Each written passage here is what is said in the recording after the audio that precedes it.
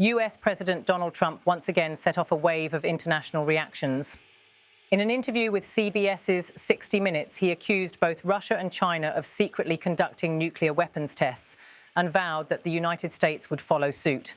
Russia is conducting tests, and China too, but they don't talk about it, Trump said, calling America an open society that must be transparent about its own nuclear activities. The remark came as part of a broader discussion about global security and the future of the US nuclear deterrent. The interview, recorded at Mar-a-Lago in Palm Beach, Florida, and aired on October 31st, 2025, marked Trump's first on-camera confirmation of his earlier social media announcement, declaring the resumption of US nuclear testing after more than 3 decades of dormancy. When CBS journalist Norah O'Donnell pressed him on the need for such tests, Trump responded bluntly, "Well, because you have to see how they work." "You do have to." He went on to justify the move by citing alleged testing by rival powers. Russia announced that they were going to be doing a test. If you notice, North Korea is testing constantly.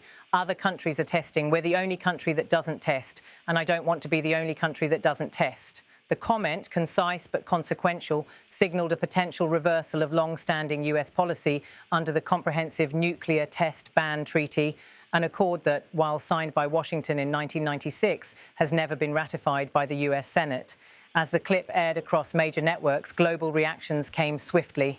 In Beijing, Chinese Foreign Ministry spokesperson Ning dismissed Trump's accusation outright.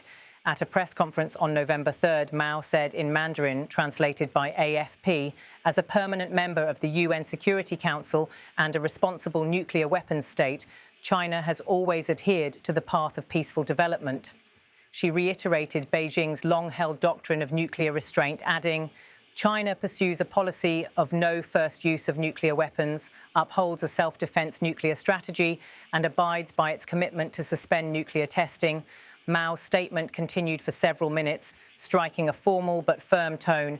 "We are willing to work with all parties to jointly uphold the authority of the Comprehensive Nuclear Test Ban Treaty and safeguard the international nuclear disarmament and non-proliferation regime." She concluded with a pointed appeal to Washington.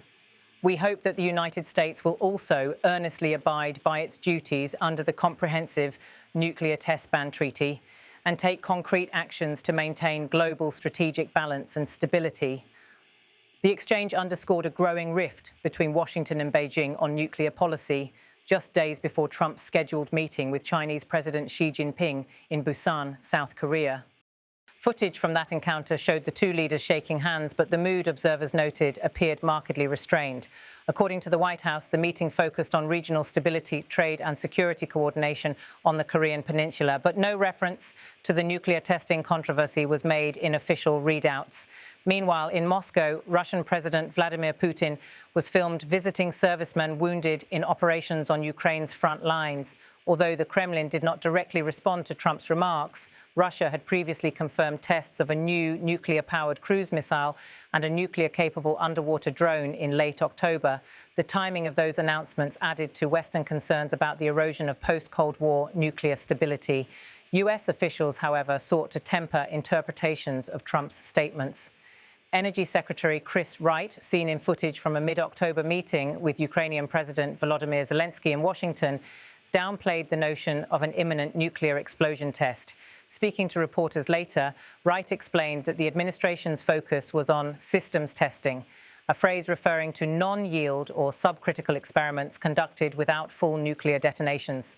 Still, Trump's use of the word detonating during the CBS interview left little ambiguity.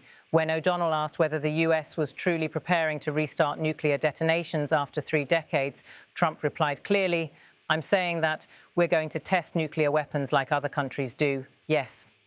The statement instantly reverberated across diplomatic circles. Within hours, the United Nations Office for Disarmament Affairs issued a reminder that the Comprehensive Test Ban Treaty remains a cornerstone of the global non-proliferation system. Spokesperson Stefan Dujarric urged all nuclear-capable nations to avoid any action that could undermine it. Security analysts pointed out that if Washington were to resume testing, it would likely do so at the Nevada National Security Site, where the last US underground test took place in September 1992. That event, known as Divider, marked the end of the Cold War testing era. Trump's remarks, however, signal a renewed willingness to use nuclear capability as a strategic message.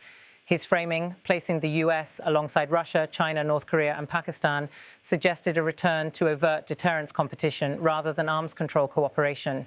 Internationally, the announcement complicated ongoing efforts to revive multilateral disarmament talks. In Vienna, diplomats associated with the Comprehensive Nuclear Test Ban Treaty Organization, CTBTO, expressed alarm, noting that Trump's comments risked destabilizing decades of progress. The organization reminded members that 187 states have signed the treaty and 178 have ratified it, even as several key powers, including the United States, China and North Korea, remain outside full legal compliance. In capitals across Asia, the reaction was mixed. In Tokyo, Japanese defense officials expressed deep concern over any move that could trigger an arms race in the Indo-Pacific. South Korean media framed the Busan meeting between Trump and Xi as tense but necessary, noting that it occurred amid parallel US naval drills and North Korean missile launches. Meanwhile, North Korea's state media continued its regular praise of Pyongyang's defensive nuclear posture, showing no sign of restraint. Analysts warned that any return to US nuclear testing would likely embolden Kim Jong-un's regime to justify further tests of its own. In Europe, NATO officials refrained from public comment, though privately, some members expressed unease at the potential reintroduction of live nuclear tests within the alliance's leading member state. The European Union reiterated its commitment to maintaining the global moratorium on testing. In Washington, members of Congress were divided. Some Republicans praised Trump's statement as a necessary signal of strength, while Democrats warned that it risked unraveling decades of international consensus. Arms control experts noted that subcritical testing already allows the US to ensure the reliability of its arsenal without live detonations, making full-scale tests largely symbolic. At Mar-a-Lago, Trump appeared unbothered by the controversy. In the same CBS interview, when questioned on other international issues, including the situation in Venezuela, he offered similarly direct responses. On Venezuela in particular, are Maduro's days as president numbered? O'Donnell asked. Trump replied, "I would say, yeah. I think so, yeah." While unrelated to the nuclear discussion, the remark added to the perception of an administration willing to speak candidly, even provocatively, on sensitive matters of state. Back in Beijing, Ning's statement dominated state media coverage for the following 24 hours. Chinese broadcasters emphasized her use of the phrase peaceful development and her reminder that China had long maintained a no-first-use nuclear policy. Commentators described Trump's accusations as groundless and politically motivated. In Moscow, analysts sympathetic to the Kremlin echoed similar sentiments, accusing Washington of hypocrisy. Russian media outlets cited Trump's own words as evidence that the US intended to abandon self-imposed restraint, potentially igniting a new round of strategic competition. In contrast, Washington's allies in Europe and Asia adopted a more cautious approach. British and French officials reaffirmed their support for nuclear non-proliferation norms while declining to comment on US policy until formal steps were announced. Behind closed doors, US defense planners reportedly began reviewing contingency protocols for potential test site reactivation, though no dates, locations, or technical preparations have been disclosed publicly. For now, the administration insists its objective remains deterrence and transparency, yet the diplomatic fallout continues to widen. Each new statement, whether from Trump or his counterparts in Beijing and Moscow, adds another layer to the already fragile architecture of global arms control. As November begins, the controversy shows no signs of fading. The White House has not issued any formal clarification beyond Trump's televised remarks.